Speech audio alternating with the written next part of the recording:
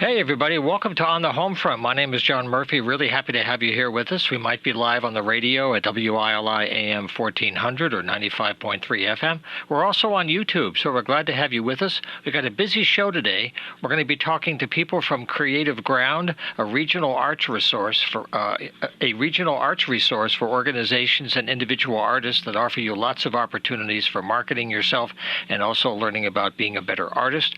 We're also going to hear about a special event coming up at the America Museum, and we're going to kick it off. I've got a phone call here right now, which is why I've got my Captain Video helmet on here. We got Bruce John on the phone. Bruce, it's nice to have you back on the airwaves. It's great to be back in the world, John. Good to hear your voice.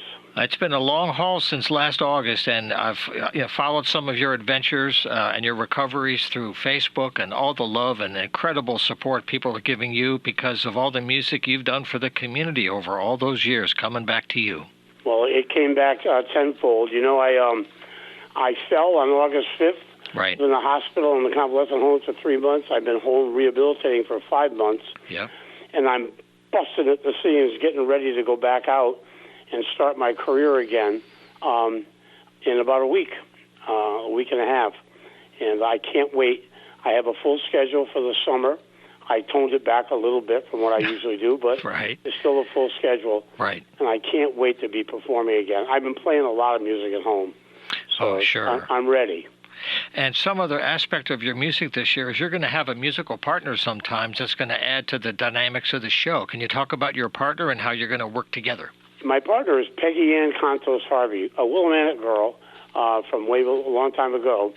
But Peggy Ann and I have an act called Bruce John and Peggy Ann, the Music Vault, 100 Years of Hits. She's the partner I always look for all these years. She plays saxophone, wow. She plays violin, she plays harmonica and melodica, and she's brilliant at all of them. So all the songs that I do in my usual act that I've been doing for 61 years, she enhances every song. She's fabulous. We've been practicing real hard every week for a couple of months, and we're ready to hit the streets. She can't be with me at every show, right? But she's also in the Patty Tuitt band, and she's also in the Hot Flashes with Amy Gallatin. So I have to wait in line to get her to come with me. Wow, she gets around. That's wonderful. But we do have our debut coming up. Yep. On Friday night, March 31st, at the Blackledge Country Club, the Blackledge River Tavern out in Hebron. Right. And then the next night, I'm playing at my old dance studio, the Mansfield Academy of Dance. It's called Manifestation Arts and Healing Center.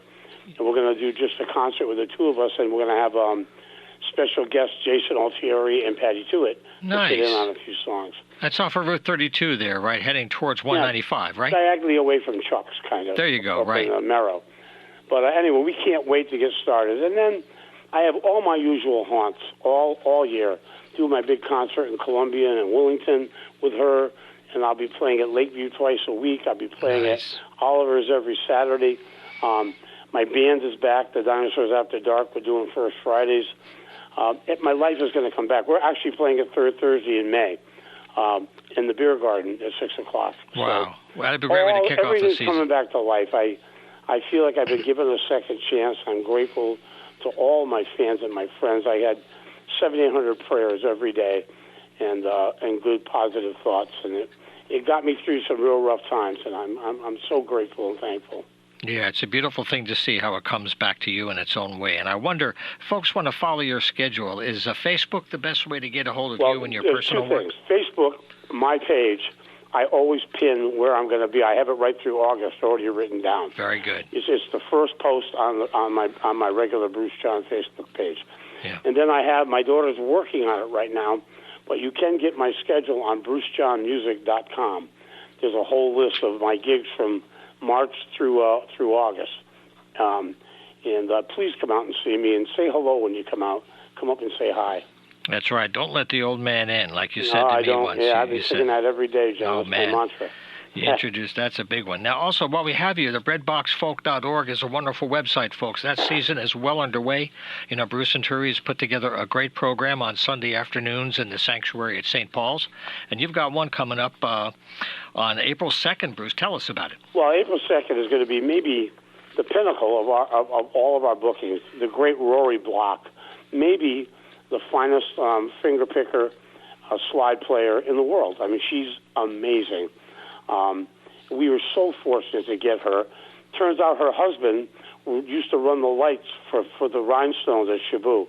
And that's a strange connection. Yeah. And the girl, Lisa Rich, who runs Sticks and Stones up there, used to be at the general store. Right. She was her protege student, and she's going to open up for her. So it's going to be an amazing show, April 2nd. And then we have like 3 more shows after that for our spring series. We have Mad Agnes and Atwater Donnelly. Then we have the Beehive Queen herself on Saturday Night Live, Christine Ullman. And then we have this amazing singer out of Brooklyn, New York, Leslie Mendelson, who just did a record last year with Jackson Browne. Nice. She's amazing. The Who wanted her to open up right before COVID for her. I mean, she's coming out of New York City. She's an amazing talent. So this is like a sleeper that I got, Leslie Mendelson. So don't miss that show, May 7th. And then I already booked my fall, and I just want to read them off real quick, John, if you don't mind. Sure. I'm excited. We have the great John Poussette Dart along with Jim Chapdelaine. And then on that same bill, Mark Mandeville and Rayanne Richards. Then the next week, we went across the pond, and I got this great English folk singer, Sarah McQuaid, is going to be touring, and I got her to stop in. Opened up with Peter Lendorf, who's one of the most amazing songwriters we have in New England. And then we have one of the premier bands of folk bands, Americana, Ronnie Arbo and Daisy Mayhem, and opening up for them will be Marmo. And then out of New York State, we have another one of the most famous folk duos there are. The Kennedys will be here in November. And then we have the Pomfret Invasion on the same bill with them. The great Sally Rogers, Howie Burston, and Claudia Schmidt. Wow, what a trio. Great. Oh, they're amazing. And then Yeah. right at the beginning of December, we're trying to get him back for years. Another one of the finest guitar players in the world, Peppino D'Agostino, will be here. He's from Sicily. He lives in Oakland now, I think. But then we have Jim Mersick opening for him, and Jim Mersick is the best finger player in New England. And then finally, if you're not in the holiday spirit, you will be, because we have Amy Gallatin and the Hot Flashes for their Christmas show to round out our fall schedule. Great, great. One other thing I wanted to mention is we do an artist showcase. We do it October through April, the third Wednesday of every month. And I haven't been there since last year. So I'm very excited. I'm going to be singing at the April Artist Showcase on the third Wednesday. And I'm bringing some friends with me. I'm bringing from Heart Music School, my friend Jeffrey, the Heart Salsa All-Stars, a 12-piece salsa band. And I'm also bringing some other friends of mine, a real bluegrass band, the Sperry Hill Bluegrass Band. Okay. And, and Marty Clark will be singing with me, and my friend Carolyn and Curtis Brand come up and do a few songs. Great. So that's the third Wednesday of April. And we can't wait. Every dime we make, we're at about $255,000 that we've made for the Covenant Soup Kitchen in the last 14 years. Yeah. Not too shabby. No, it's a beautiful thing. It's a lot of love in that, Bruce, and I look forward to having you back later in the spring as we get into an update for summertime. So congratulations on recovery and healing and getting back. And the website to follow up on Bruce's good work is brucejohnmusic.com and breadboxfolk.org to keep track of the whole series at the church to benefit the Soup Kitchen. So you take care, Bruce. Be well, and best of luck in the year ahead. John, all the best to you, my friend, and keep rocking, okay? Thank you very much. Take care. All right, buddy. Okay. Bye-bye. Okay, so we're going to take a very short break for a couple of messages and come back with a really important arts resource that you want to know about. It's called Creative Ground. It's part of the New England Foundation for the Arts, and it's a way for you to reach out and connect to the arts community across Connecticut. Don't go away. We'll be right back. Okay, we're back on the program today for On the Homefront. My name is John Murphy. Very happy to be here with us. For our second program today, like I said before, we're going to look at a really important regional arts resource. And if you're in Connecticut, this organization, it's called Creative Economy. It's called Creative Ground. They are part of the New England Foundation for the Arts, which serves the entire region. And this is a very unique networking model. It's a way to access resources and training. And it's a way for them to help connect to you to find out what needs you have in the community for them to serve. So it's a really exciting partnership they have. And we have two people very involved with the Creative Ground. We have Dee Schneidman. She's the Senior Program Director at the Creative Economy with the NEFA, the New England Foundation for the Arts. And also we have Sharon Amaguni. She is a Creative Economy Program Officer. She's recently joined their staff, and they're on the phone with us today from Massachusetts. Welcome to the program, folks. It's great to have you today. Thank you. Thank you so much, John, for including us on your show. We're happy to learn more about it. Sharon and I were just saying we were curious who else we had on. We should have been listening. And I want to give Eleanor Slamba a shout-out for the connection, too. That's right. I think we met at one of those meetings in the arts groups, and we connected at one of those gatherings at the Mohegan Sun, or maybe it was Foxwoods that time. And it just shows how many groups are out there trying to connect, and you're just a great resource. So maybe you could briefly talk about, like, NEFA, just to let people know the big umbrella that NEFA represents for all of our states, and then your unique networking resource and how people can sign up and be more efficiently served. Sure, yeah. So as John mentioned, I'm the Senior Program Director for Creative Economy at NEFA, New England Foundation for the Arts. And NEFA is the regional arts organization for all 6 New England states. The country is carved up into large regions. Right. Of course, I'm not biased at all, but New England is the best. And we provide grants, services, professional development, cohorts, technical assistance, and we work very closely with our state arts agencies in all 6 New England states, so that's important to mention, as well as with other partners. So we can be sort of known by different constituents in different ways, either as a grant maker, as a service provider, and of course Creative Ground is a major service that we provide to New England arts organizations, and for those outside of the creative community as well. Sharon, do you want to introduce yourself? Yes, thanks, Dee.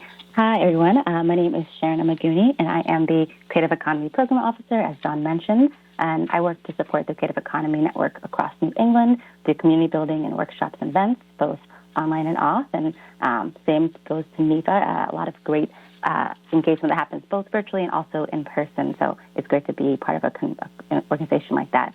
And part of that work includes Creative Ground, as Dee mentioned, which is, a platform, a regional directory, and I get to encourage and support communities across the region to engage with it.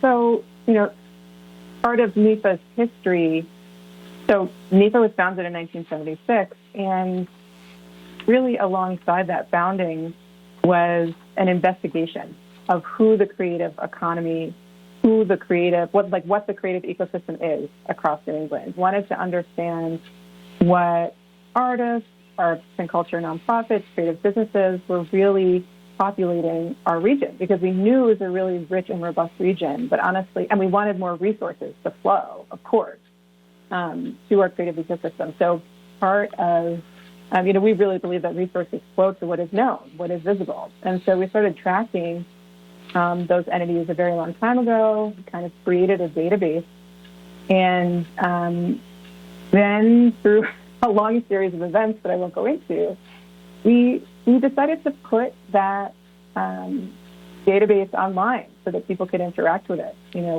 We've had this long legacy of sharing a framework of who's in the creative economy of New England and the impact that our creative sector has, not only on creatives, but on all communities of the region. Yeah. And we wanted everyone to be able to access the information and to really celebrate our, diverse and rich regional creative communities, and give the opportunity for the communities to be visible, counted, not only in our research, but also, for anyone who has opportunities to provide, and for that to be kind of more user-generated, right? For the research database not to be something dusty that's just for research analysis purposes, but to be a living space. And at this point, our program's vision is really for a sustainable, inclusive, and connected New England creative economy, that is valued by all New England communities. And Creative Ground is our primary tool for that, because it gives that visibility and connection and opportunity for resources to flow. For people to get found on Creative Ground is a hashtag we like to use. Right. It's kind of a digital well for a lot of resources, and it's a way for people to let other people know about them as well. It's two-way. That's the really neat part of this. And creativeground.org, by the way, is the website, folks. Okay, NEFA.org, NEFA.org is that's the mothership, if you will, and creativeground.org is what we're talking about now with Sharon and Dee. Maybe you could take a minute just to walk through. If I was to log in there, something that you encourage is people to just sign in to be networked. And could you mention what that is and what doors you open with that simple connection to things that you may not even know about that are waiting for you? Yeah, I mean, the first thing to mention is that it's free. True. So anyone can create a user account and a profile. And it's really for artists, creatives, culture bearers, creative organizations, and businesses to get insight and to contact each other. So that's something you can do on the site. So it's really meant to support those within the creative network and the creative ecosystem and those who want to collaborate with those folks. Right. Yeah. Sharon, you want to walk us through that a little bit? Yeah, and I also want to mention, as Dee mentioned, it's a great free resource, and you also don't have to have an account to search it, although we encourage everyone to have an account, but anyone can go and search through Creative Ground and see all the wonderful profiles and different types of businesses and artists and people on the space. And John, you mentioned it being a well, and it really is. Creative Ground is meant to be a broad and inclusive reflection of New England's creative ecosystem, and because there are so many different types of people and businesses in our creative economy, that's what you'll find on the platform, on Creative Ground. So we have profiles that create or produce work, so artists and creatives, makers and crafters, and then we have profiles that distribute creative work. Some are creative entities like theaters and art centers and opera houses, and then we have some that aren't creative entities but still distribute, for example, coffee shops, churches, and senior centers. And I know I've seen so many great art exhibits at my local coffee shop, so definitely shout that out as a great space. Yep. And then there are also profiles that train artists and creatives, so we have art schools and institutes and art education camps, and we have profiles that support the art ecosystem. And again, some that are creative entities like record labels and artist colonies, and then some that aren't creative in mission, like government agencies and foundations, but still help support the ecosystem. So all this to say is if you have a connection to the creative economy, there's a space for you on Creative Ground. And I think... Oh, go ahead, please. Go ahead, John. No, it's okay, Dee. Go ahead.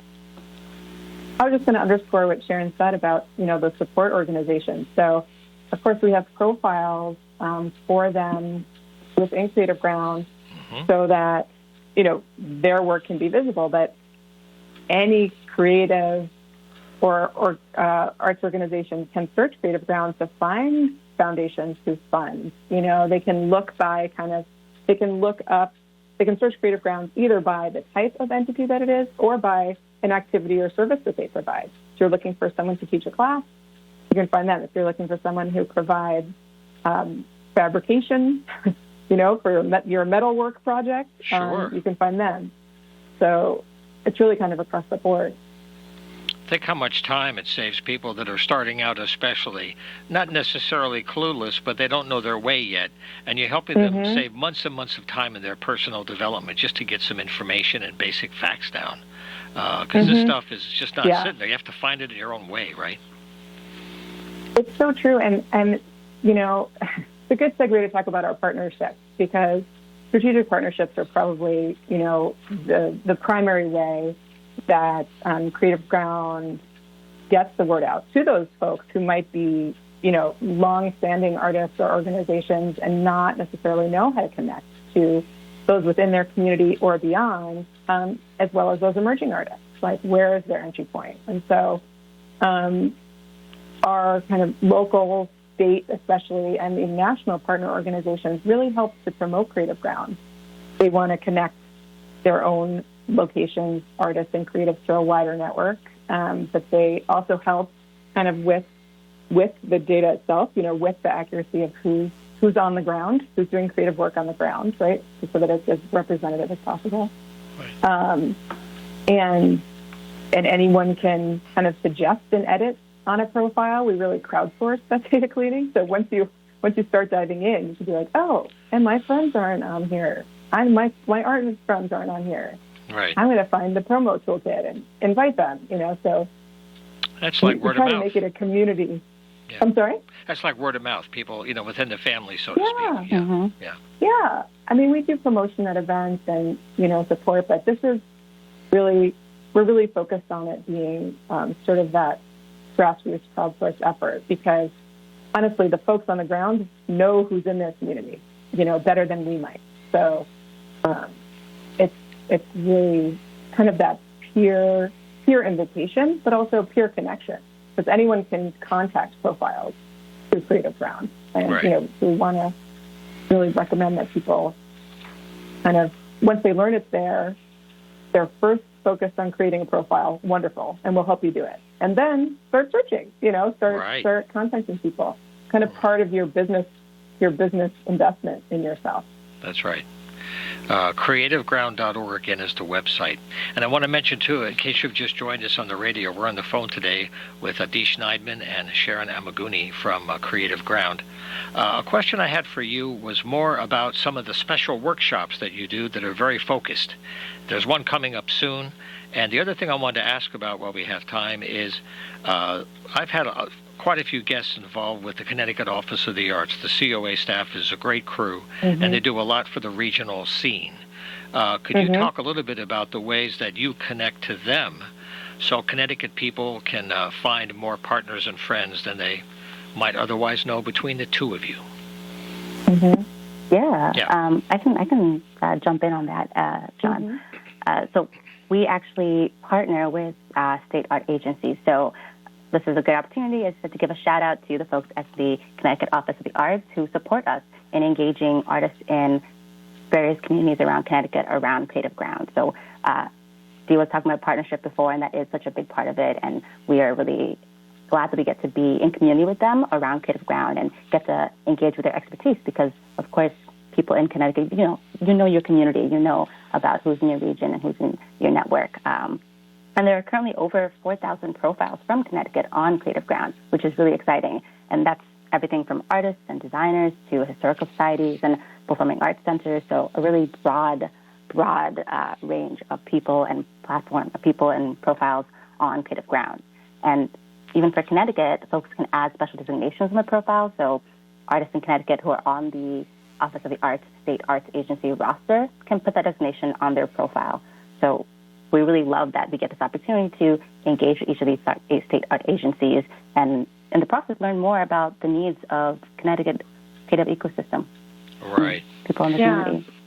Yeah, and it's the Arts and Culture Directory for all 6 New England states. So Connecticut, this is their list. This is their arts directory. So they have access to the data. They can commission research and analyze the data for, who's in their Creative Ground list in Connecticut. They can identify maybe gaps in who's there and make sure that, they're helping us to kind of promote Creative Ground and getting those folks connected who maybe aren't necessarily being served yet, right. by the state arts agency or by NESA. So it's a cultural asset mapping container, just to get data wonky for a minute. Yep. For art service organizations at the state or the local level, it's you can't overestimate the need for a list when you're an art service organization, right? You're supposed to know everyone and everything that's happening, and so this is kind of there to be an online Rolodex in a way. I'm dating myself by using the word Rolodex. There you go. It's knockout. I got you. I got you. It's there. Everyone needs a directory because you want to make sure you're not just inviting the same old folks, right, to your own workshops, your own meetings, your own, grant opportunities. And, COA has been an amazing partner in getting the word out. They're actually going to be integrating the Artists and Creative Ground into their own new website. So they're working really closely with us on that. Really helping Connecticut artists and organizations be kind of visible within Connecticut, but then also across the region, and make sure those opportunities are sort of getting to where they need to go. You know, that's so important because everybody's still in recovery from COVID. And this is a perfect time for you to be reaching out in Connecticut more because people are coming out of the caves now. They are trying to figure out we have to move ahead somehow. And maybe going it alone is a different path than we thought. And we need to collaborate more. And finding partners and being smart with your research and your local arts organizations is just a great way to make kind of rise the tide, as it were, as the whole, I guess you would say the cultural economy as it rises the tide, so to speak. Slow and steady, slow and steady. It's so true. It really can't be overstated. I mean, we gave out a lot of COVID relief funding through NIFA, and I'm actually on a panel right now for the relief funding that's going out in Vermont, and that is such a trend. It really is. You know, everyone's sort of hunkered down. We're focused on survival. Totally understandable. Absolutely. And collaboration and connection for financial stability, but also for inspiration, right? I mean, that's right. Artists and creative organizations cannot work in a vacuum. They need to. We did an artist survey back in 2019 before we launched Creative Ground as part of some research that we commissioned on creative jobs. And, you know, one of the number one needs that we've heard from artists and individuals especially was the need for collaboration, the need for having access to other creatives, to other experts, to inspiration. You know, yes, of course, funding and support was up there. But, you know, number two was like opportunities for collaboration. So it's, you know, we're hoping to get back in person more soon. But in the meantime, you know, the online resources really does right now. But, you know, I have to say, thank God for the Zoom meetings because people survived, they communicated, they got through the storm, and it's a tool now. When you need it, you have it, and people are used to it by now. Now, I just want to mention one more thing before we close. But we're going to have you back later in the spring as you need to follow with more of these programs. But you have a program coming up next week you wanted to mention. It's kind of a leadership training, right? So let's talk about that while we have a minute or two, okay? Yes, we have our Network Leader Workshop next Thursday, March 30th from 2 to 3 p.m., and it is virtual, so, you know, as folks are still getting comfortable, this is a great and easy way to continue engaging with Do Myself, but also to learn about how you can activate your network. And this workshop is basically the content from that page in workshop format. So you'll learn how to host your own Creative Ground training and how to host your own set of workshops to support the constituents in your community in using Creative Ground. And we'll also talk a little bit more about our API directory partner option. But it would be a really great time to kind of think about how you can activate your network, to learn more about how you can be a leader in your community and really utilize Creative Ground amongst folks in your network. Well, I want to thank you both very much for joining us today by phone from Massachusetts. Hopefully one day we'll have you here in the house, but we've been speaking with Dee Schneidman, the Senior Program Director for the Creative Economy at NIFA, and Sharon Amaguni, the Creative Economy Program Officer. I thank you very much for the good work you're doing throughout the year and for these great events. I'll mention the website one more time, folks, is creativeground.org. You should definitely sign up and you'll be able to follow up on everything that they talked about today. So thank you again, and I wish you a great season ahead. Thank you so much. Thank you, John. Thank you for having us, and hope to see folks at the workshop next Thursday. Okay, and we'll be talking again now. Take care. Thank you. Thank you. Bye-bye. Bye-bye. Okay, this is live radio, folks. Don't you love it? Like if I fall out of my chair right now, you'll see me disappear. This is live radio. Because right now we're going to change gears. I've got some news to share with you about some local events while we're getting Bev York in here. She's doing a very special event next week. It's a fundraiser. It's at the America Museum, but it's a fundraiser for the America Museum. It's Sunday, March 26th, and we're going to have our third phone call today with the State Troubadour. I'm very happy to have a phone call coming up with Kayla Farnham. And right now she is gracefully flying in. I know the helicopter dropped you off. It was a great landing. Good parachute work, Bev. Thank you. James Bond came to Willimantic, and here she is on the Frog Bridge. It was awesome. But anyway, we're going to have a phone call with Kayla.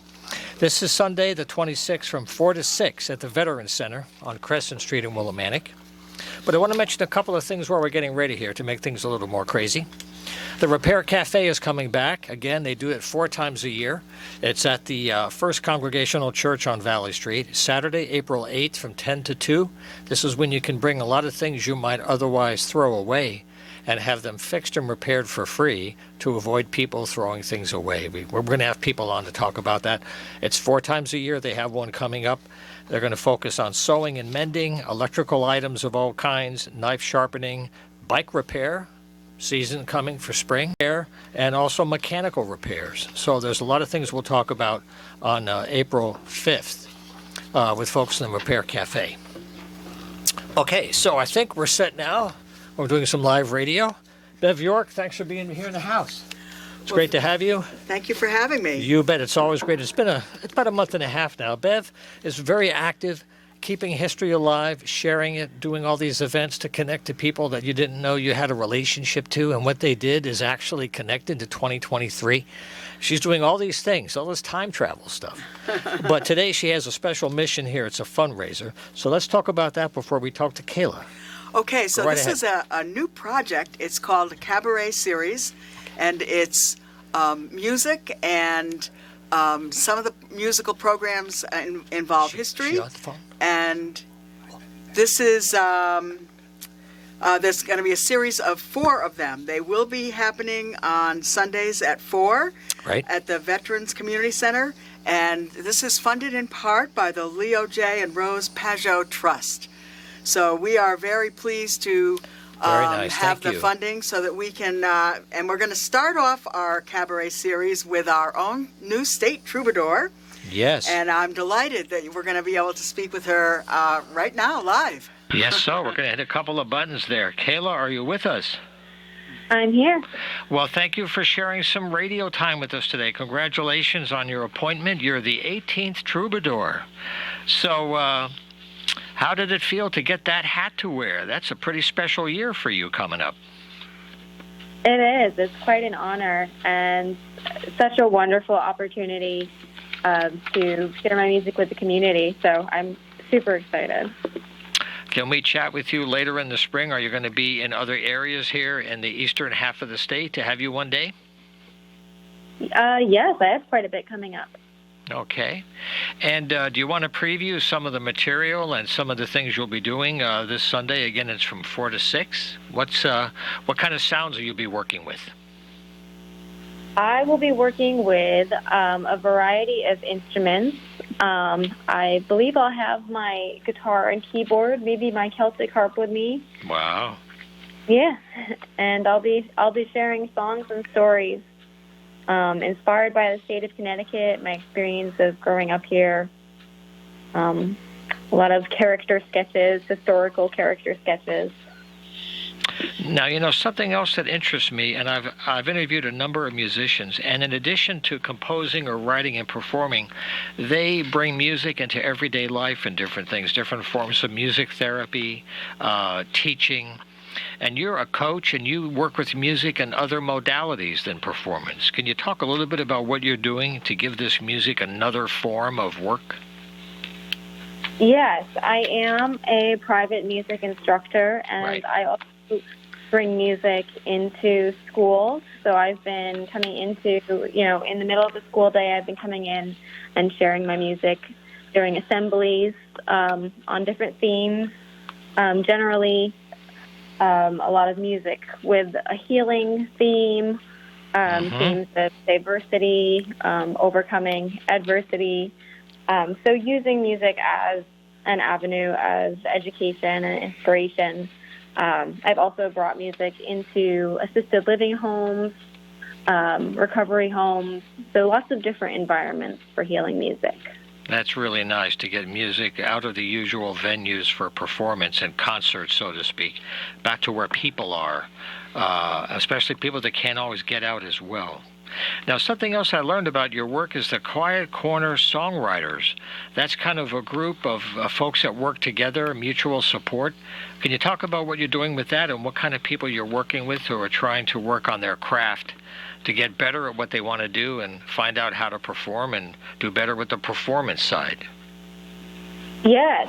So I run a monthly songwriters group called the Quiet Corner Songwriters Meetup, and it's free to the public. Anybody can attend.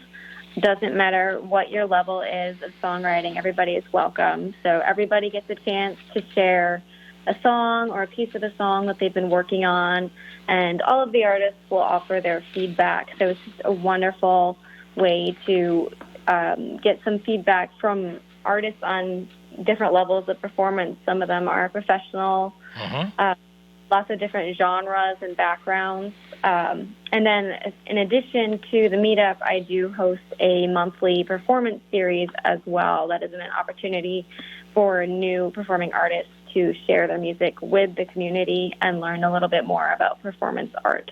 Oh, yeah. Where does that happen? Where do those gatherings occur? So that occurs at Block 134 in Putnam, Connecticut. The meetup is on a Saturday afternoon, generally the first or second Saturday of each month, and the performance is generally the third or fourth Sunday of every month. Nice. There are so many nice cultural things happening in Putnam the last 5 or 8 years, developing so many festivals and events and the Fabulous Fridays, and the art scene is really taking off in many ways at that small little town. I guess you found that out for yourself. Yes, it really has grown so much over the years that I've lived here. Right. I love what it's. Right. Well, Bev, I want to ask you a little bit about the museum itself, because the American Museum is based at the Eastern Connecticut Veterans Community Center. 47 Crescent Street is here in town. Can you talk about the work you do throughout the year, apart from the special fundraiser now? Absolutely. Thank you. Yeah. The American Museum is kind of a new project. It's about a year and a half. Right. And we have created some small exhibits that are powerful and relevant. And so we have programs and discussions about people and events that have played a role in shaping our freedom and our democracy. So as one of our projects, we have the Cabaret series. We have the future concerts will be the Band of Steady Habits with the state historian Walt Woodward in April. In May, we have Rick Spencer, and he's going to, we've had Rick many times in this area. He has a World War I, World War II, Civil War programs. He's going to be singing about outlaws, villains, and rogues. So we thought we would mix it up a little bit and talk about the bad guys. Why not? And then There's stories everywhere. Right. On June 4th, we're going to have Tom Callanan. He is actually the first state troubadour, and he has written more songs about Connecticut than anybody else. So that's our Cabaret series. I also have been doing a Liberty program. This is the fourth Monday of every month, and these are programs about people who have made significant contributions to our country. One coming up next week on March 27th is on Ida Barnett Wells. She is somebody who researched lynching and managed not to get lynched. So she's an amazing black woman, and if you don't know about her, I hope that you'll be able to come to our program at the Vet Center. That's great history. You know, even the Brits had to admit they had slaves. It's unbelievable how the empire, right? Slavery, good Lord. But, you know, bringing it back is important because this is how you avoid thinking a certain way. It's not about going back to that, but it's not bringing that forward in different sneaky ways that really come up. In fact, I want to mention one more thing that you're doing on the 29th. Right? Okay, because I was digging for this while you were talking through my pile of mail here. This is on National Vietnam War Veterans Day, March 29th. They're having a special ceremony, and it's at the Eastern Connecticut Veterans Community Center on Crescent Street from 9 to 11 on the 29th. And can you talk a bit about what your hopes are for that ceremony and what you're trying to remember and honor that day? So every Wednesday from 9 to 11 each week is the Veterans Coffee House at the Veterans Center. And on March 29th, they're going to be honoring, discussing, and commemorating the Vietnam War. And believe it or not, there are still veterans who haven't received certain awards or their pins. Yep. And there are also people who are being recognized for their work to help veterans with Agent Orange. I think people are unaware that 20 veterans every day, I think, die from exposure to Agent Orange.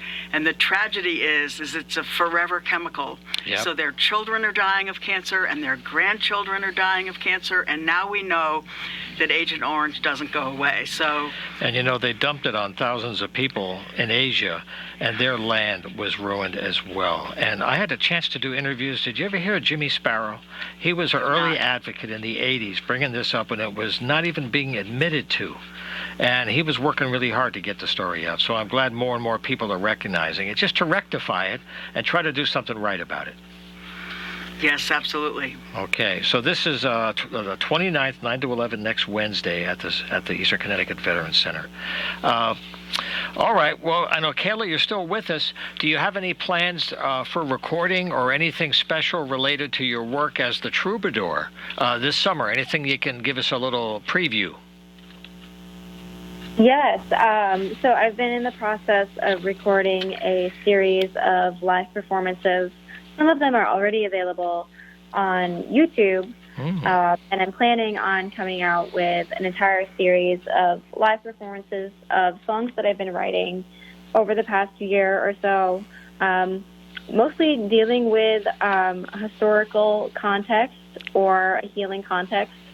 So these are all relevant to my work as the troubadour, and I'm excited to share it with the community over the next year.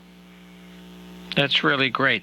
What is the YouTube channel name if somebody wanted to jot it down to find it later? What would they look for? Your name? Yes, they can just look for my name, youtube.com/Kayla Farnham. Right. And now, I have to ask you one more thing. We have a couple minutes to go because I thank you for... This is for this Sunday, the 26th, from 4 to 7. She's going to be sharing her music.